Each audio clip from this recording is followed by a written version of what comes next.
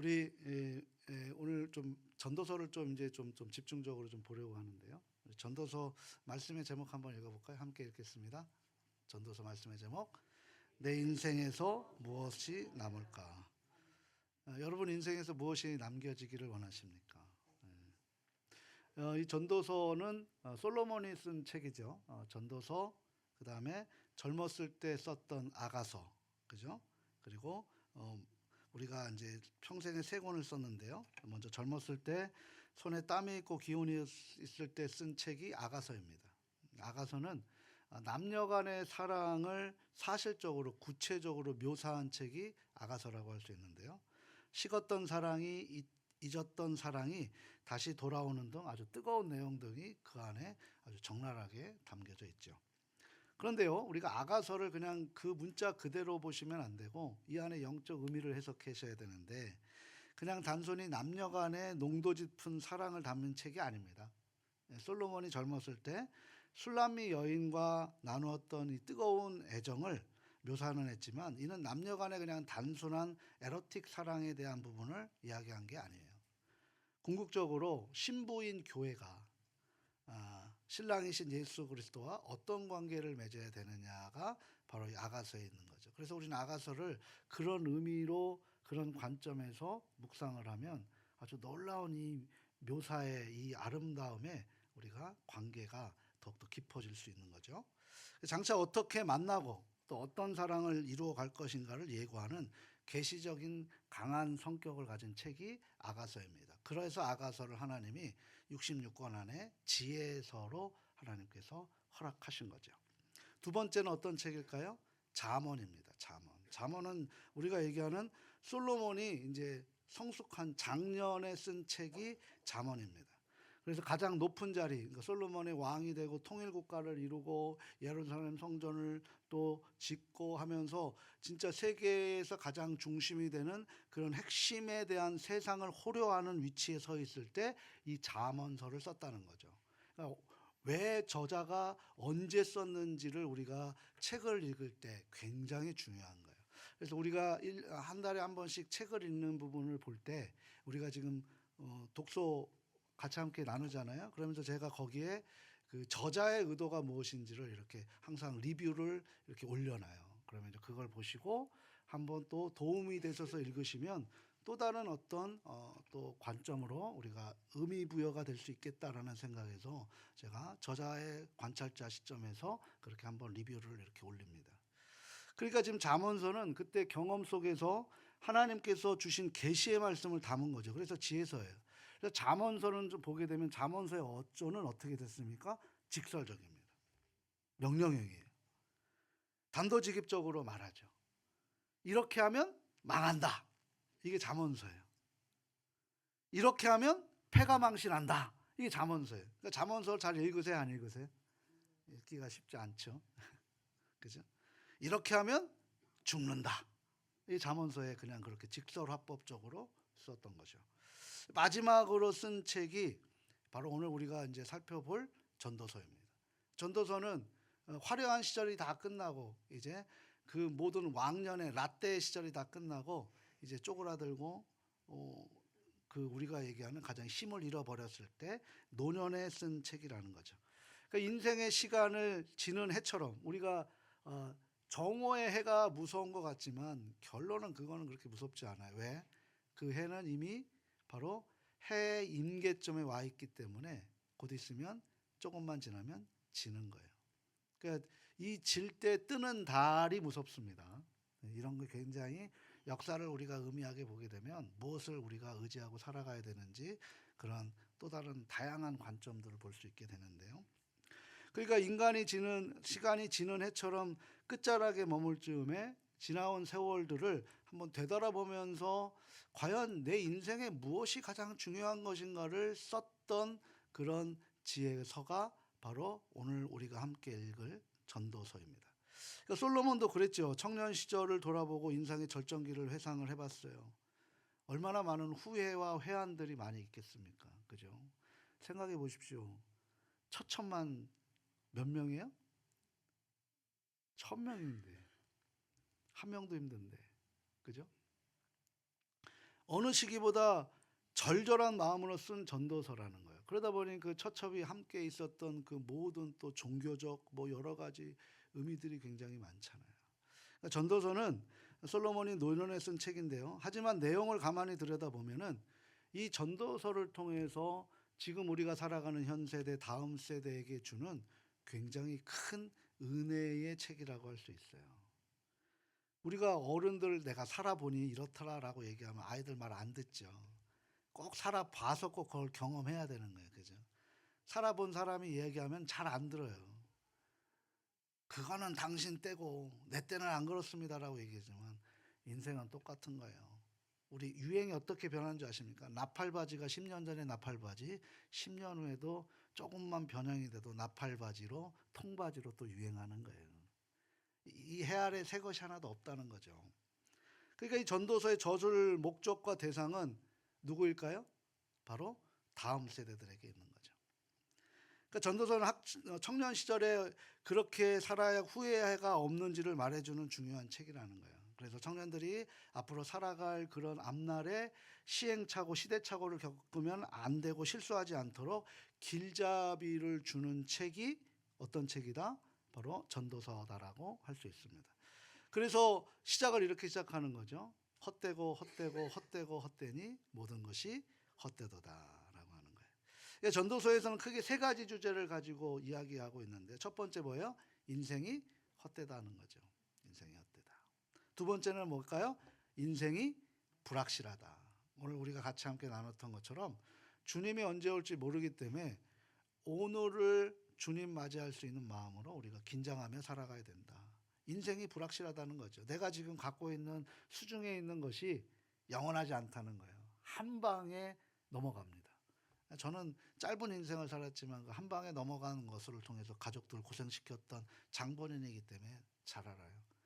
진짜 짜장면 값이 없어서 그렇게 살았던 그런 적도 있습니다. 세 번째는 뭘까요? 인생이 무의미하다라는 거죠. 처음서부터 한번 살펴볼게요. 그럼 첫 번째 깨달음이 뭐예요? 인생이 헛되다라는 건데, 인생이 살다 보니 참 허무한 것을 깨닫게 됩니다. 1장 2절에 보게 되면 계속 헛되다는 얘기가 무려 5번이나 반복되고 있어요. 성경에서 반복은 중요하다라는 의미죠. 강조한다라는 의미인데요. 솔로몬이 헛되다라는 것을 강조하는 게 9절인데요. 그렇다면 헛되다라는 뜻이 뭘까? 헛되다라는 것은 영어식으로 얘기하면 바니티라는 단어인데요. 이 바니티라는 단어는 라틴어에서 어원이 됐어요. 그 뿌리를 보게 되면 이런 거죠. 잡았는데 뭐가 되는 거예요? 바람 같더라라는 거죠. 저 바니티라는 단어가 그 라틴어인데요. 그 이제 라틴어에서 어원된 영어인데요. 이것이 뭐예요? 잡았는데 바람 같더라라는 것이 헛되다라는 거죠. 내 인생에 성공한 것 같은데 아무것도 아니더라라는 거예요. 근데 거기에 우리가 막 너무나 막 올인 한다는 거죠. 올인. 그죠? 그러니까 손을 펴보니 남은 것이 아무것도 없더라. 내가 가정을 위해서, 내가 어디를 위해서 열심히 살았다. 나와 보니 아무도 없더라. 라는 거예요. 두 번째는 뭐예요? 거울에 비친 나예요. 거울에 비친 나. 거울을 꺼내 자기를 한번 보십시오. 거울에 분명 실체가 보입니다. 이목구비가 뚜렷한 얼굴이 보이죠. 그런데 실수로 거울이 깨져버린 거예요. 그럼 거울 속에 비친 내 모습이 어떨까요? 거울과 함께 와장창 깨져버리는 거죠.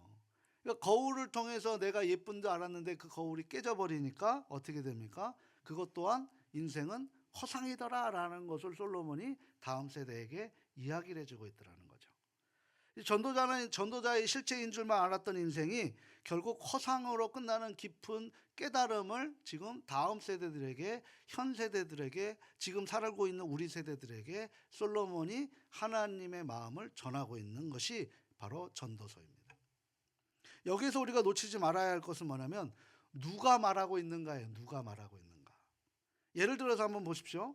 아무것도 없이 가난한 사람이 돈 그거 아무것도 아니야 라고 얘기하면 어필이 될까요? 야, 돈 그거 벌어봤자 아무것도 아니야 라고 얘기하면 오히려 설득력이 없을 것입니다. 그런데 재벌 총수가 돈 그거 아무것도 아니야 라고 말을 하면 권력에 있는 가장 극 권력에 있었던 사람 대통령이 그거 참 안개 같은 것이다라고 아침에 해 솟는 것 사라지는 것과 같다라고 이렇게 말한다면 어느 정도 그 부분에 대해서 수긍이 될 것입니다. 그런데 동네 이장이 "아 권력 그거 아무것도 아니야."라고 얘기하면 지나가던 소가 우습겠죠. 그것도 권력이라고. 그렇죠? 그런데 지금 전도서에서의 말씀은 뭐냐면 헛되다고 누가 얘기하는 거예요?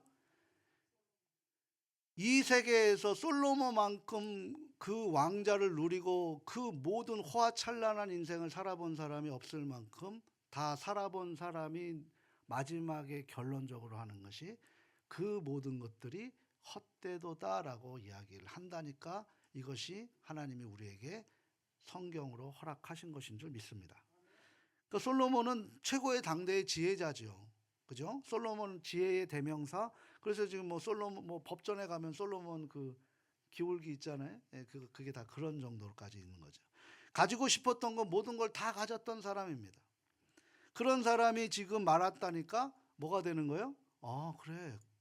그럴 수 있겠구나라고 수긍을 할 수 있게 된다는 거죠. 그 길의 끝의 경험자가 진실한 고백을 하고 있기 때문이에요. 인생이란 이런 실체가 있는 줄 알았는데 잡고 보니 바람 같고 그냥 무너지는 것 같고 깨진 거울 같더라라는 거죠. 그래서 이것이 헛되다라는 첫 번째 의미가 될 수 있다라는 거예요. 자, 그러면 그 솔로몬의 두 번째 깨달음이 뭐였죠? 인생은 불확실하더라라는 거죠. 예측대로 되는 게 없어요. 우리 인생이 예측대로 되지 않아요. 정말 좋으면 좋겠는데 예측대로 되지 않아요. 참 저도 개인적으로 답답합니다. 우리 예언교회가 막 불길같이 막 부흥할 것 같은데 안 돼요. 답답합니다. 굉장히 제 마음대로 되지가 않더라는 거죠. 안 움직여져요. 그 미래학자나 경제학자들이 이런저런 예측들을 해요. 그런데 한두 개 맞으면 잘 맞는 거예요. 특히 성경에서 특히 사도행전은 뭐예요? 사도들이 움직인 이야기. 그러니까 굉장히 그 이야기는 역동적입니다. 그래서 가만히 읽어보시면 인간의 의도하고 계획하고 이루어지는 것들이 거의 없더라는 거예요. 바울이 그렇게 하고 싶었던 일들도, 예? 마게도냐에서 막히고 내가 자기가 갈 수 있는 데를 안 가고 엉뚱한 데를 가고 매 맞아 죽을 뻔한 그런 부분들이 굉장히 많더라는 거죠. 근데 모두 성령님께서 주도하신다라는 거예요. 인간이 등 떠밀러 가다가 하나님의 뜻이 이루어지는 것을 목격합니다. 저도 그런 사람 중에 한 사람이에요. 목사가 되고자 하는 마음이 없었는데 하나님께서 안 가니까 비 오는 날 먼지 나도록 맞고 세대도 맞고 와서 그것을 가다 보니 그 뜻이 하나님의 뜻이라는 것을 느끼게 되더라는 거죠. 이게 인생이더라는 거예요. 그래서 이것이 사도행전의 전반적인 흐름이라는 것입니다. 사도행전은 바울의 이야기도 믿음의 여정도 아니고 바울이 주인공도 아니고 베드로가 주인공도 아니고 사도들이 주인공도 아니에요. 그야말로 누가 주인공이에요? 성령 행전이라고 볼 수 있어요. 성령을 통해 성령 안에 머무는 사람들의 이야기. 이게 바로 사도행전의 이야기. 그것을 가지고 오늘 우리도 그런 교회의 제자 이야기를 써내려가는 것이 바로 우리의 신앙의 역사라고 할 수 있는 거죠. 그러니까 하나님이 어떤 분인가, 그분이 인간의 구원을 위해 어떤 일을 행하시는가, 이 두 개의 주제의 초점으로 일관되어 설명한 것이 사도행전의 큰 핵심의 보아스와 야긴과 같은 큰 관점의 기둥입니다. 솔로몬은 이것을 노년에 깨달았던 거예요. 이 인간의 뜻대로 이루어지지 않는 것이 인생이더라라는 것을 본인이 살아와 보니 알게 되더라는 거죠. 세 번째 깨달음이 뭐죠? 인생은 무의미하다라는 거예요. 세 번째, 인생이 무의미하다는 것을 깨닫게 됩니다. 우리 8절 말씀 같이 한번 또 읽어보도록 합니다. 함께 읽겠습니다. 모든 만물이 피곤하다는 것을 사람이 말로 다 말할 수는 없나니 눈은 보아도 족함이 없고 귀는 들어도 가득 차지 아니하도다.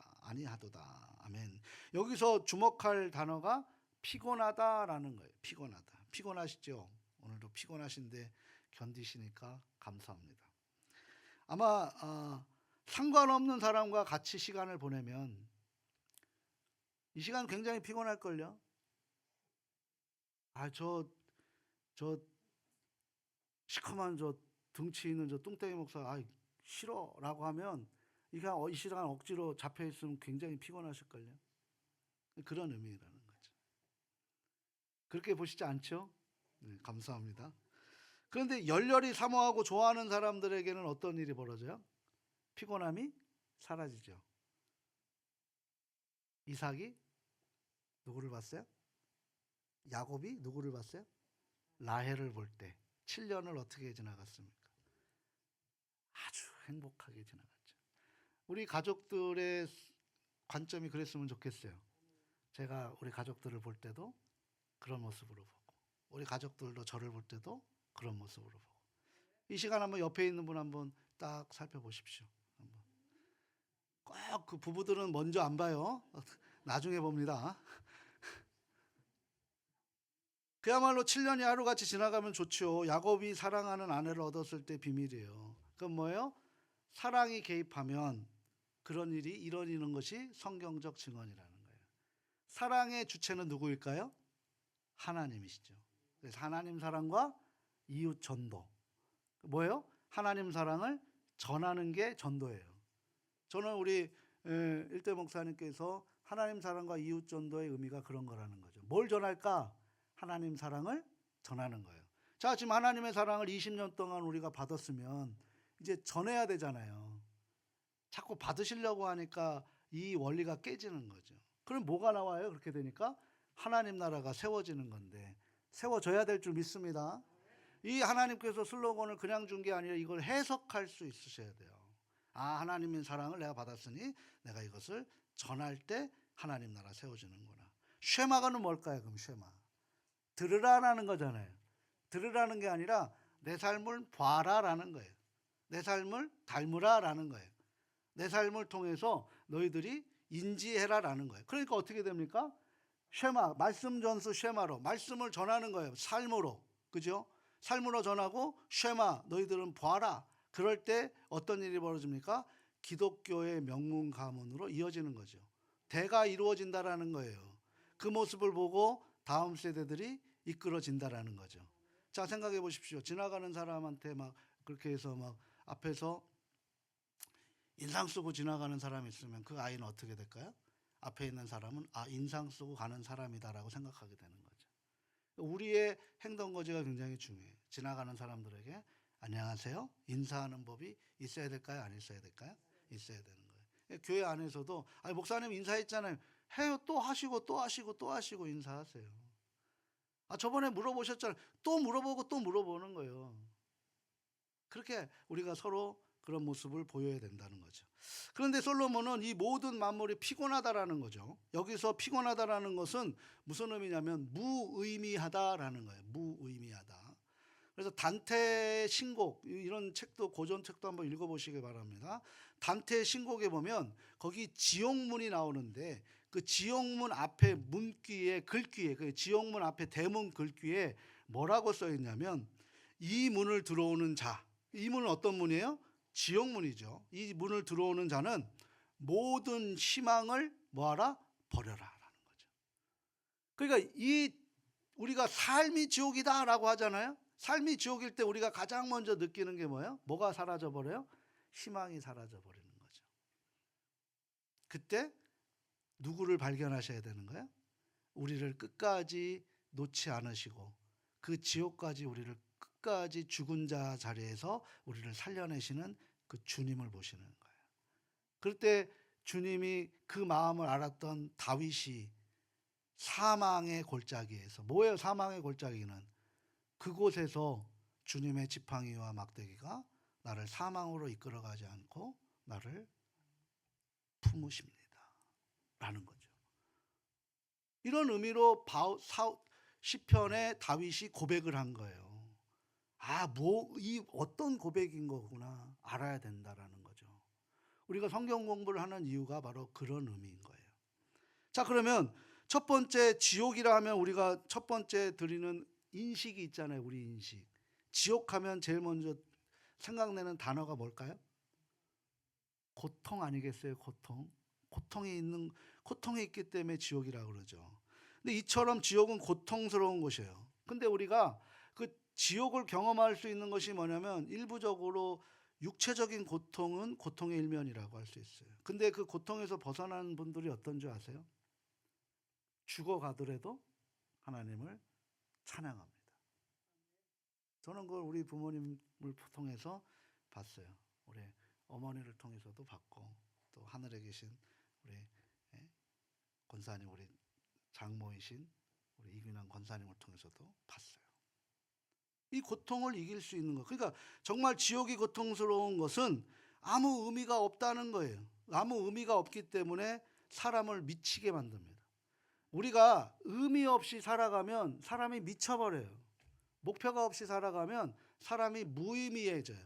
그때 뭐가 생기냐면 실어증이 생기고, 그때 우울증이 생기고, 그때 조울병이 생기는 거예요. 조울병이 생기는 거예요. 자, 그리스 신화의 사진 하나 좀 보여주세요. 저 사진이 뭐냐면 시시포스 왕이 지금 그 형벌 받는 자에게 뭘 하는 거예요? 저기 지금 뭘로 보입니까? 돌을, 큰 바위를 지금 산 밑에서 산 위로 올리는 거잖아요. 그죠? 이 형벌을 좀 하고 있어요. 근데 저 그림 외에 부연 설명이 뭐냐면 저렇게 힘들게 산 중턱에 올려놨단 말이에요. 그러면 어떤 일이 벌어지는 줄 아냐면 그 형벌을 집행하는 집행자들이 저 돌을 다시 밑으로 내려보냅니다. 다시 굴러버리는 거예요. 그리고 뭐 하라는 거예요? 다시 올려라. 이게 형벌이에요. 이게 형벌. 그러니까 이거를 하루 종일 반복하고 있는 거예요. 형벌이 아무 의미가 없이 하는 거예요. 노동의 양이 많아서 힘든 게 아니라니까요. 노동의 양을 통해서 여러분이 힘들게 일을 하지만 그 안에 보람을 느낄 때 그거는 노동이 아니고 희망이 되는 거예요.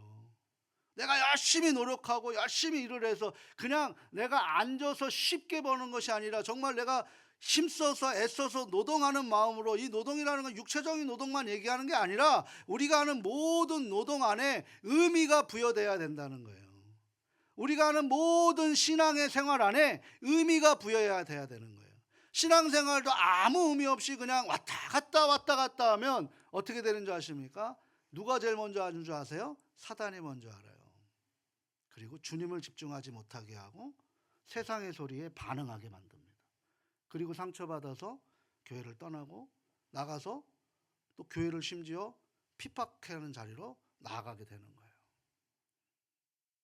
이게 바로 성경에서 알려주신 지혜라는 거죠. 러시아에 가면 러시아 죄수들이 어떻게 고통을 주냐면, 러시아 땅이 언 땅 아닐까요? 딱딱한 땅이죠. 그 땅을 곡괭이로 파래요. 힘들게 파요. 그럼 그걸 다 묻어버립니다.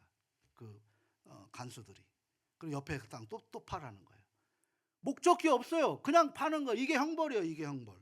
그러니까 그 형벌을 겪으면서 괴로워하면서 그 죄수들은 죽어가는 거죠. 힘들어서라기보다는 의미 없이 나아가는 거예요. 신앙생활이 왜 힘드신 것 같아요? 육체적 고통? 우리의 정신적 불안감? 아니라니까요. 이 신앙생활 속에 우리가 의미를 부여를 못 찾기 때문인 거예요. 내가 이 신앙생활을 왜 하고 내가 이 헌신을 왜 하는지 아무 의미가 없기 때문에 그저 그런 모습 속에서 우리가 실제 인식의 하나님의 놀라운 섭리를 놓쳐버리는 거예요.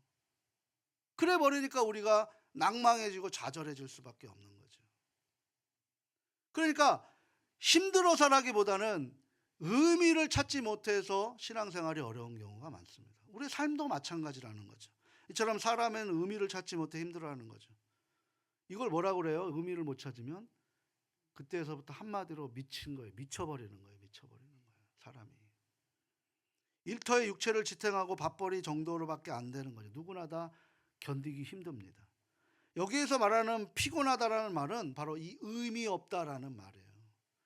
인생을 살아보니 이런저런 경험을 다 해봤는데 아무 의미가 없더라는 거예요.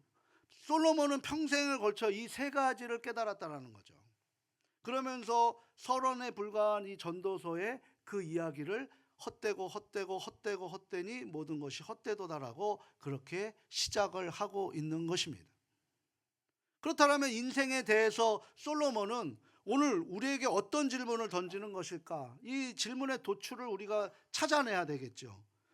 오늘 특히 이 세대를 살아가는 사람들, 우리 다음 세대들에게 솔로몬은 아주 중요한 질문을 던지는데요. 그게 뭐냐면 3절 말씀이에요. 같이 한번 읽어보도록 합니다. 해 아래에서 수고하는 모든 수고가 사람에게 무엇이 유익한가?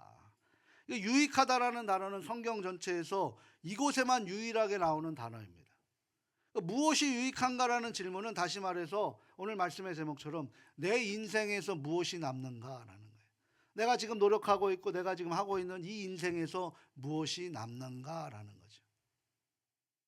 좀 더 영적으로 보자면 무엇이 영원한가라는 거죠. 우린 영원한 주님을 붙들고 살아가는 거 아니에요? 우리가 신앙생활하면서 무엇을 의지하며 무엇을 바라보며 살아가십니까? 인생을 살아가다 보니 모든 것이 불확실하고 모순투성이라는 거예요. 영원한 제국이 없더라는 거예요. 오직 하나님 나라만 영원하더라는 거예요. 예수 그리스도만 만교불변의 진리라는 것이죠. 그분은 변하지 않는 그런 금달란트와 같은 그런 형질로 우리에게 존재하고 계시는 분입니다. 우리가 변해서 문제인 것이지 주님은 변하지 않고 우리를 날마다 아픈 자리, 고통의 자리, 기쁨의 자리, 죽음의 자리, 축복의 자리 어느 곳에도 함께하고 있다는 거죠. 이것이 바로 솔로몬이 지금 우리에게 던지는 질문이자 도전이라고 할 수 있어요. 자, 해 아래 영원한 것은 무엇일까요?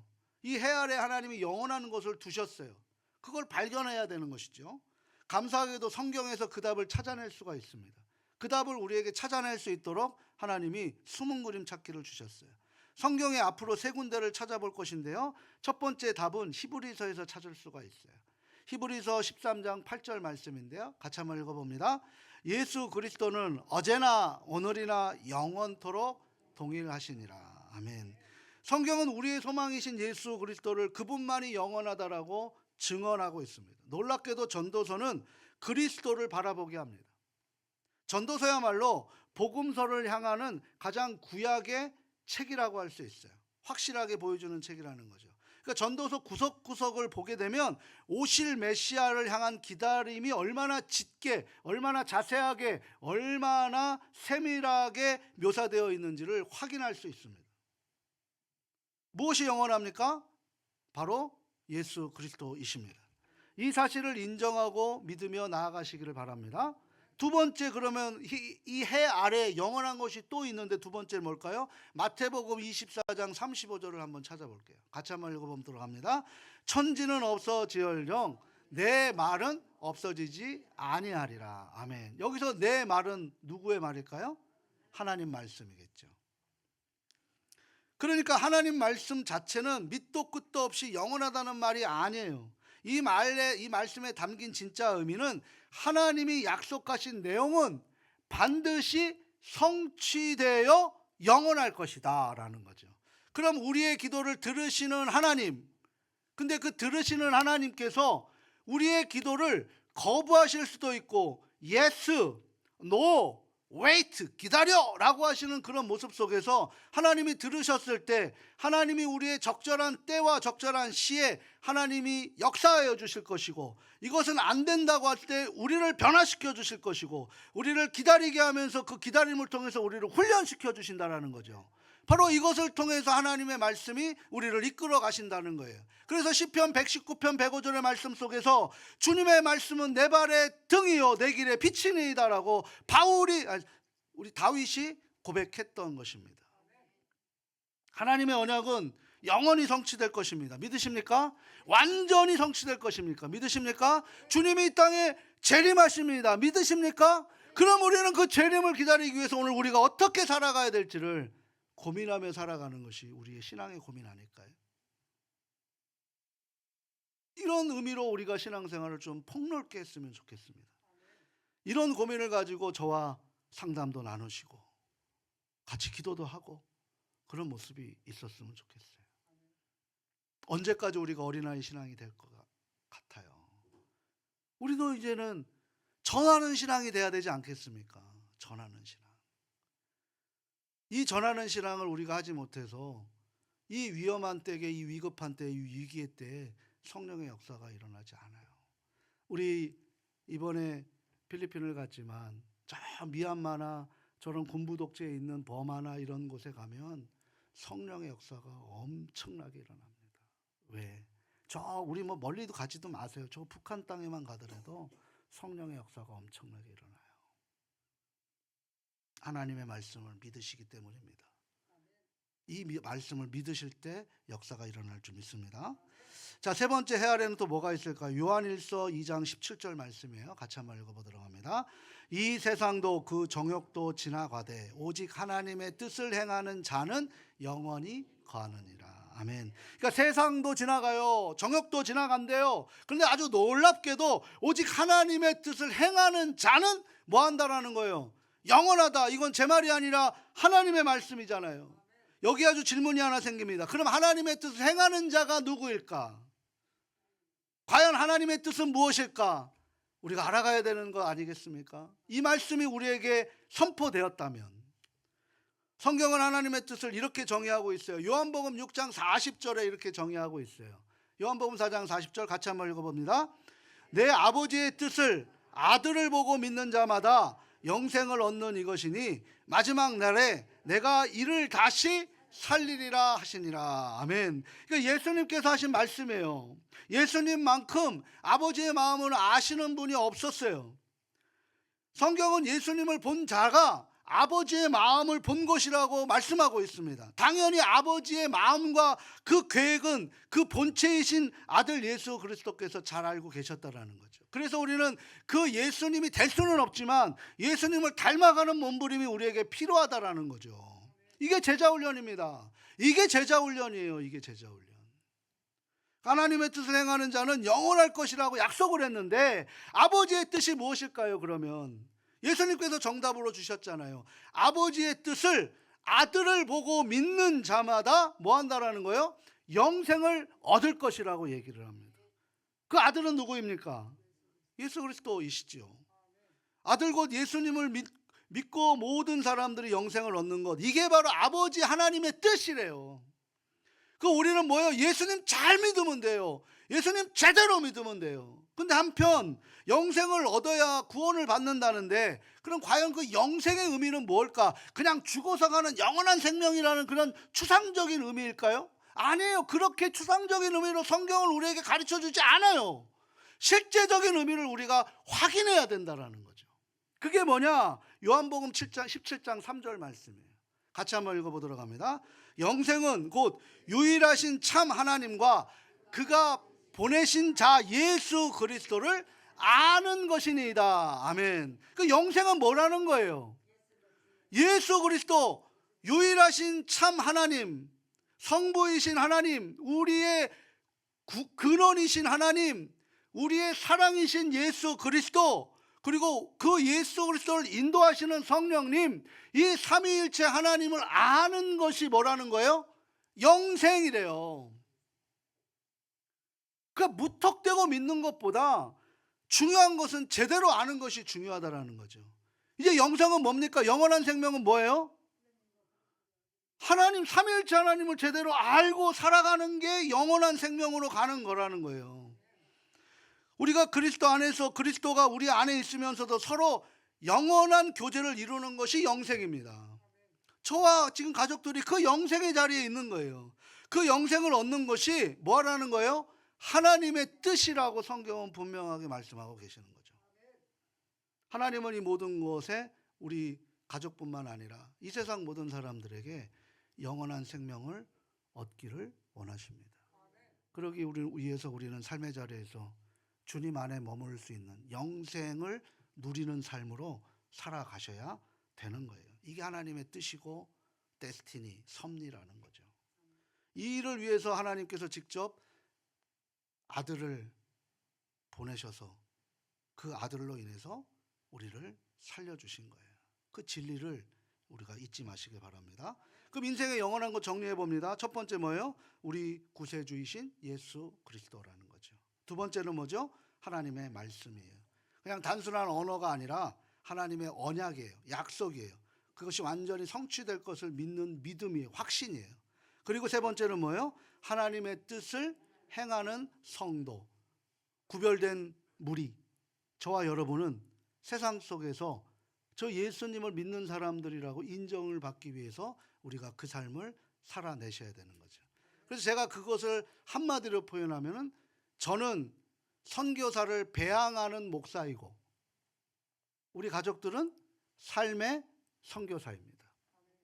그 선교지를 보냈는데 선교사가 하나님의 뜻을 행하지 않으면 그 선교지는 무너집니다. 그러면 우리의 선교지는 어딜까요? 가정이에요. 직장이에요. 삶의 자리예요. 그 선교지를 내가 하나님의 뜻대로 행할 때, 내가 그곳에서 영생을 누리고 실제적인 삶을 살아갈 때 어떤 일이 벌어집니까? 하나님 나라가 되는 것입니다. 이게 하나님 사랑과 이웃 전도로 하나님 나라 세우라는 우리 예은교회 하나님이 주신 분명하고 확실한 명령인 줄 다시 한번 마음속에 새길 수 있기를 바랍니다. 이런 정의를 내리지 못하면 우리의 신앙생활은 모호해지는 거예요. 어떤 문제가 생기면 거기에 본질이 흔들려 버린다는 거죠. 뿌리가 심겨져서 아무리 흔들려도 뽑히지 않기 위해서 땅과 뿌리가 같이 연합해서 그것을 잡아야 되는데 뽑혀버린다는 거죠. 제가 상추를 군대에 있을 때 뽑아봐서 알아요. 상추 뽑으면 납니까? 제가 그 반 뽑다가 영창 갈 뻔했어요. 안 나는 거예요. 우리가 뽑혀지면 그곳은 폐허가 됩니다. 주님이 다시 세워주기 전까지.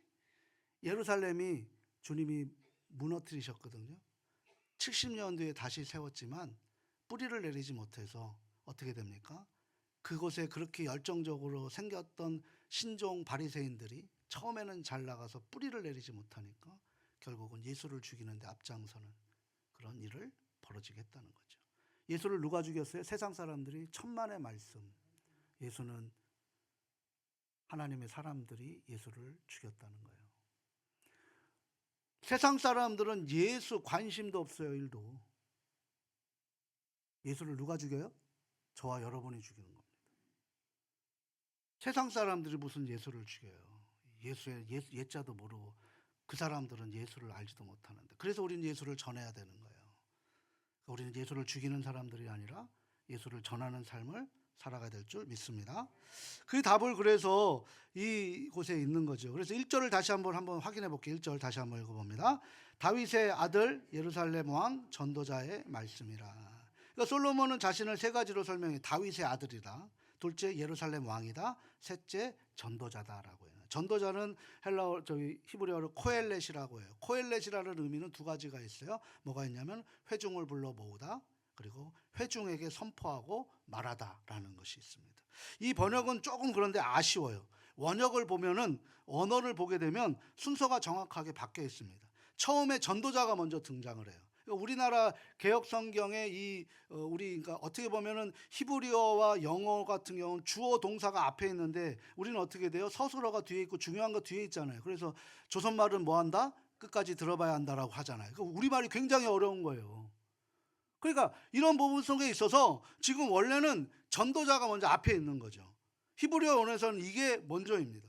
그러니까 원전의 순서대로 살펴보는 것이 중요하다. 그럼 우리가 해야 될 가장 일은 뭐예요? 우리가 하는 것은 다윗의 아들이 아니라, 이 예루살렘의 왕이 중요한 것이 아니라 뭐가 제일 우리에게 중요하다? 예수를 전하는 것이다. 예수를 전하지 않으면 교회뿐만 아니라 우리의 신앙도 메말라져요. 전도하지 않는 교회는 그래서 문제가 생기는 거예요. 우리 교회 그렇게 열심히 전도했을 때 문제 생겼습니까?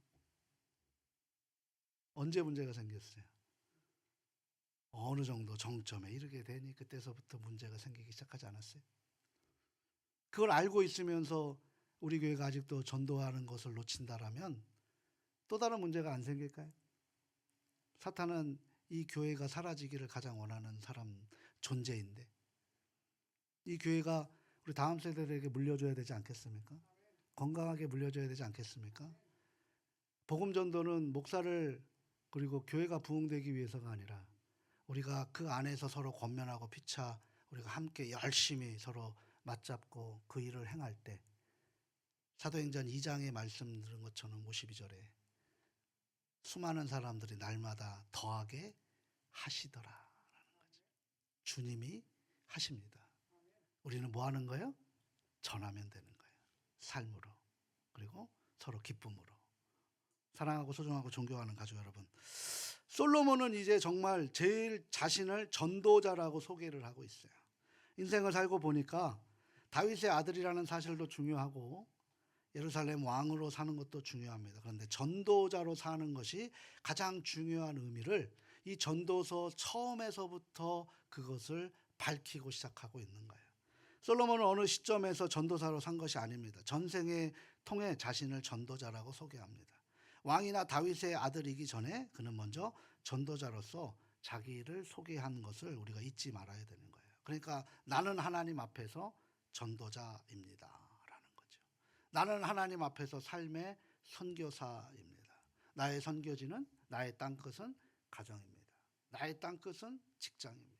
나의 땅끝은 나의 삶의 현장이고, 나의 땅끝에 만나는 사람들이 내 현장에서 만나는 사람들입니다. 그 사람들을 우리는 뭘로 봐야 되나요? 나의 삶에 유익한 도움 주는 사람, 나를 괴롭히는 사람, 나를 원수, 그 원수를 사랑하라는 게 주님께서 우리에게 복음을 전하라는, 원수도 사랑하라는 그런 마음이 바로 성경에 하나님이 주시는 마음인 줄 믿으시기를 다시 한번 소망합니다. 마지막으로 우리가 전도자의 삶을 산 사람의 이야기를, 실제 이야기를 하나 하고 기도하고 마치도록 하겠는데요. 어느 집사님이 어느 지역에 경찰청장으로 임명을 받았어요.